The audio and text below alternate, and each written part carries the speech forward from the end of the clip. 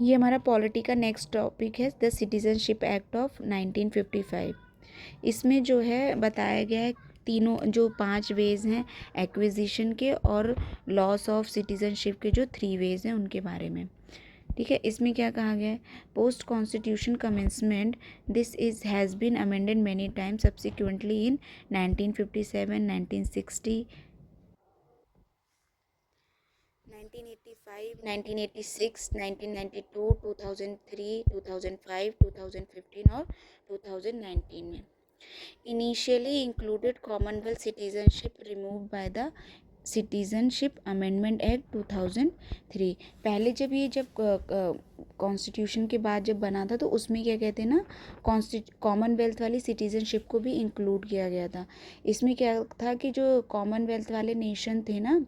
उसमें उनको जो है कुछ स्पेशल लीगल स्टेटस दिया गया था उसके थ्रू, जैसे कि उनका आना जाना पे उतनी रोक नहीं थी, रिस्ट्रिक्शंस नहीं थी वहाँ के लोग यहाँ से, तो उनको कुछ स्पेशल प्रोविजंस जो हैं अलाउ किए गए थे। तो ये वाला जो कॉमनवेल्थ वाली जो सिटीज़नशिप थी इसको जो है हटा दिया गया बाय सिटीज़नशिप एक्ट जो 2003 का था। तो अब ये कॉमनवेल्थ वाला जो स्पेशल लीगल स्टेटस दे रखा था वो अब नहीं दे रखा है इन्हें। फिर एक्विजिशन ऑफ सिटीज़नशिप क्या है, बाय बर्थ। पहला है बाय बर्थ। हम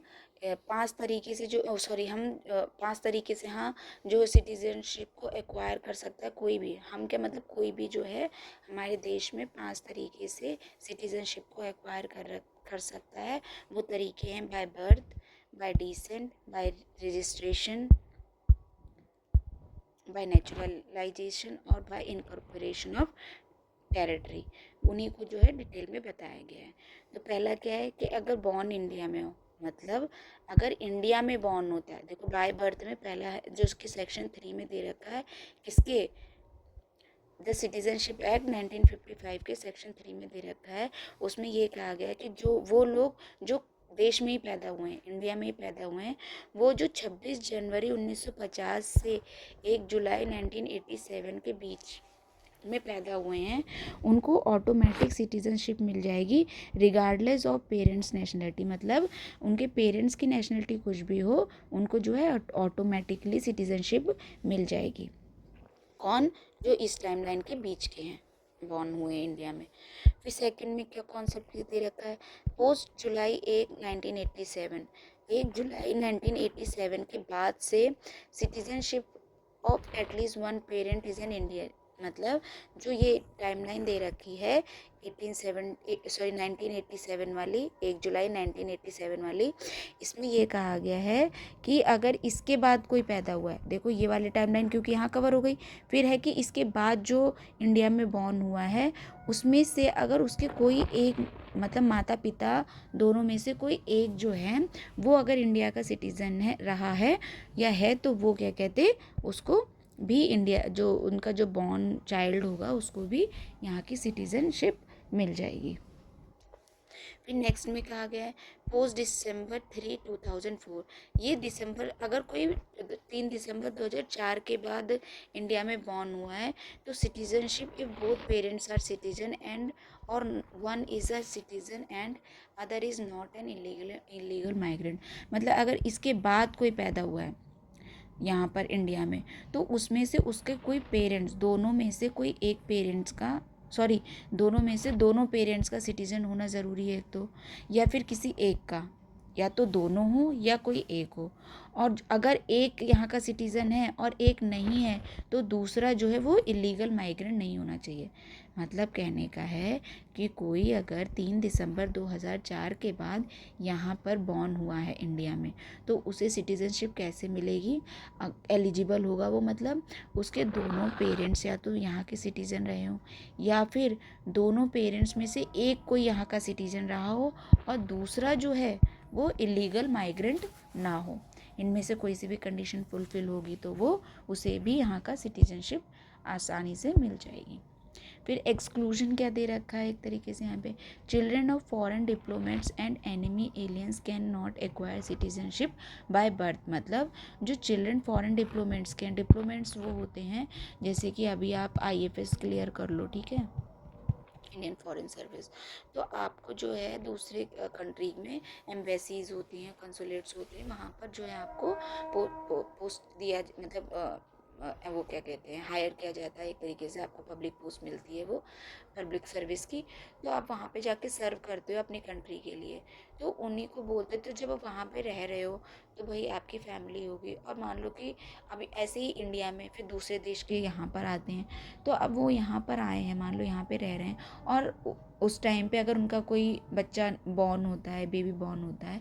तो मतलब ये नहीं है कि फिर वो भी इस वाली कैटेगरी में आएंगे, कोई नहीं। डिप्लोमेट्स जो हैं उनको मतलब कि एक्सेप्शन है इस केस में, मतलब उनको इन तरीक़ों से सिटीज़नशिप नहीं मिलेगी। और जो एनिमी एलियन है वो भी सिटीज़नशिप बाय बर्थ एक्वायर नहीं कर सकते, ठीक है।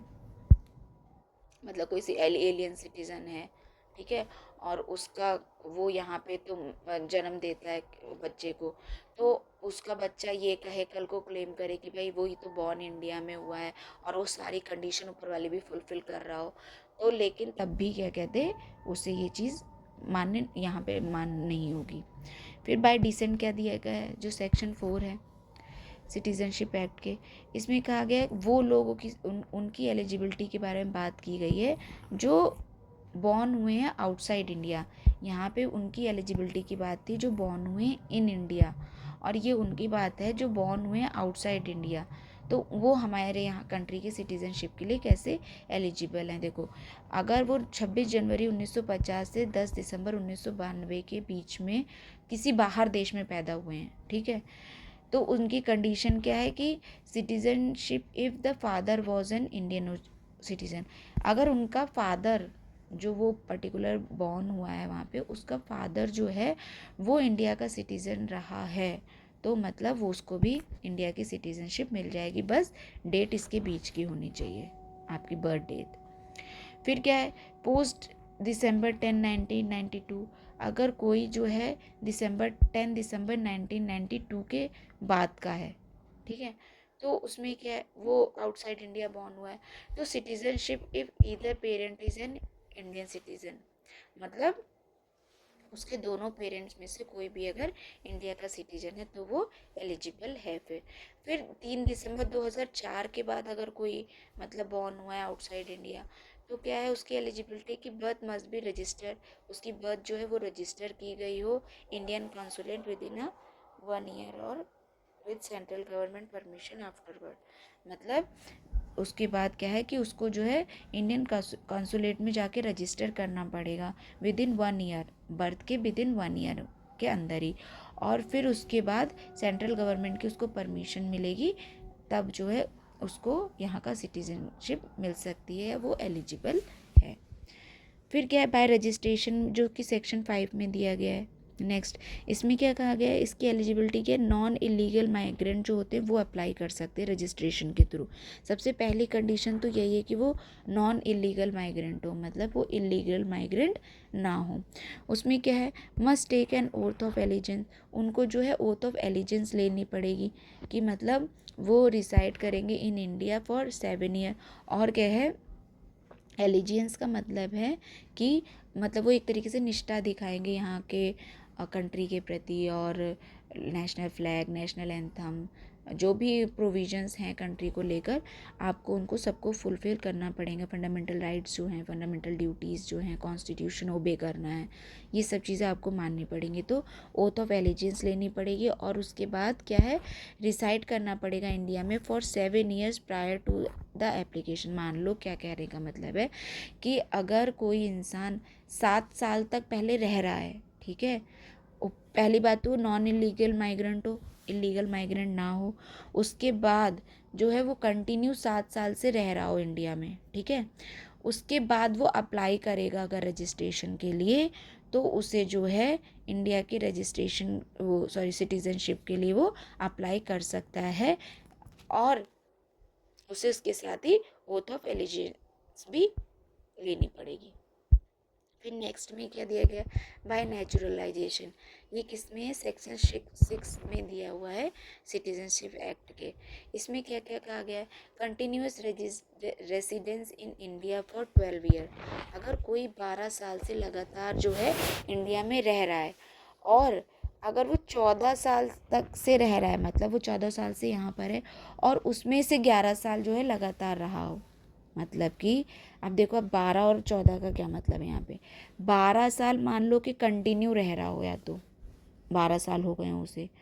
और या फिर उसको मान लो क्या है कि कंट्री का वो में आए उसे 14 साल हो गए हैं, लेकिन वो बीच में मान लो किसी कंट्री में गया हो, फिर लौट आया हो, फिर कहीं पे जाके थोड़े दिन के लिए रहा हो, फिर वापस आ गया हो, लेकिन इससे वो 14 साल ऐसे वाले तो मान लिए जाएंगे, लेकिन फिर भी 11 साल फिर भी उसको कंटिन्यूटी वाले दिखाने पड़ेंगे। बाकी जो 3 साल है उसमें वो आया गया हो सकता है। इसमें कहने का मतलब देखो सिंपल सा है,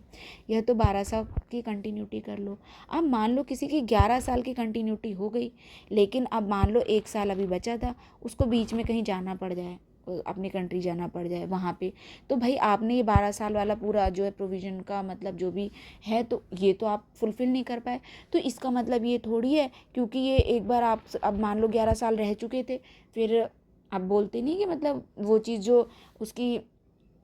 शर्त थी वो एक तरीके से टूट गई, मतलब आप 12 आप पूरे नहीं कर पाए लेकिन 11 पूरे कर चुके हो और उसके बीच में आपको जाने पड़े, तो इसका मतलब ये थोड़ी फिर आपको अगले साल 11 साल तक रहना पड़ेगा, मतलब 12 साल तक रहना पड़ेगा कंटिन्यू, तभी आप अप्लाई कर सकते हो। नहीं, उसके लिए फिर ये लीनियर प्रोविजन दिया गया है कि ठीक है आप 11 साल तक रहे थे, कोई बात नहीं, उसके बाद भी आप 3 साल तक जैसे रह रहे हो वैसे अगर कोई बाहर ज़रूरत है तो आप जा सकते हो, आ सकते हो, लेकिन फिर आपको 14 साल पूरे करने पड़ेंगे। ठीक है, तो फिर आप मान्य हो गए। फिर क्या, must renounce other citizenship upon acceptance, मतलब और इसके साथ ही जब आप मतलब यहाँ के लिए नेचुरलाइजेशन में आप अप्लाई करोगे यहाँ के सिटीजन मतलब सिटीजनशिप के लिए, फिर सिटीजन वाला जो मिलेगा आपको कि आप यहाँ के सिटीजन हो, तो उसके लिए क्या है कि आपको जो है दूसरे देश की जो आपके पास सिटीजनशिप रही होगी, पहले आप कहीं और के सिटीजन तो रहे ही होगे, फिर यहाँ आके रहने लगे, तो उसके लिए फिर आपको वहाँ की सिटीजनशिप छोड़नी पड़ेगी, मतलब आप साथ साथ दोनों जगह की सिटीजनशिप नहीं ले सकते, आपको वहाँ की सिटीजनशिप छोड़नी पड़ेगी, तभी आप यहाँ के सिटीजन बन सकते हो। फिर क्या, must have good character and knowledge of language in the 8th schedule, और आपका जो है गुड कैरेक्टर होना चाहिए, ठीक है, मतलब कोई उसमें वो इविल आपके कैरेक्टरिस्टिक कैरेक्टर ना हो, ठीक है। और इसमें क्या कहा गया है कि नॉलेज ऑफ लैंग्वेज होनी चाहिए जो 8th शेड्यूल में दी गई है, मतलब जो 8th शेड्यूल में हमारे 22 लैंग्वेजेस दी गई हैं उसमें से कोई एक लैंग्वेज आपको ज़रूर आती हो, मतलब सोचो ना फिर आप सर्वाइव कैसे करोगे यहाँ पे, फिर आपके लिए तो बहुत मुश्किल हो जाएगा कम्युनिकेशन। और वैसे भी जो 12 साल तक यहाँ रहेगा, 14 साल तक यहाँ रहेगा, तो उसको लैंग्वेज बैरियर होगा ही नहीं। अगर आप कहीं पे 2 साल भी टिक जाओ या एक साल भी कंटिन्यू रह जाओ, तो आपको वहाँ की चीज़ें समझ में आने लगती हैं, आपको लैंग्वेज आने लगती है। यहाँ लैंग्वेज आने की समझने वाली बात कही जा रही है, नॉलेज होनी चाहिए आपको, ठीक है।